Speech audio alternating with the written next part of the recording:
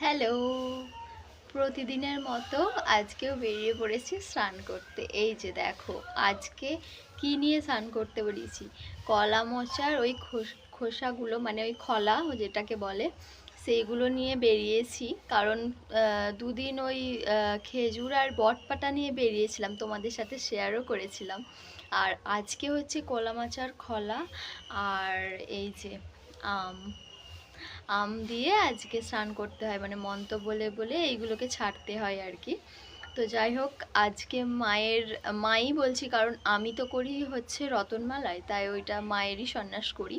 তো যাই হোক, আর সেই জন্য হচ্ছে গিয়ে এই যে এইগুলো নিয়ে আজকে মায়ের লাস্ট হচ্ছে স্নান করা লাস্ট আজকে। আর কালকে ঝাঁপ। তো আজকে মানে খুব মনটা খারাপ লাগছে, এতদিন করলাম তো তাই আর কি। তো যাই হোক, আমার ভিডিওটা কেমন লাগলো তোমাদের অবশ্যই কমেন্টে বলো। টাটা।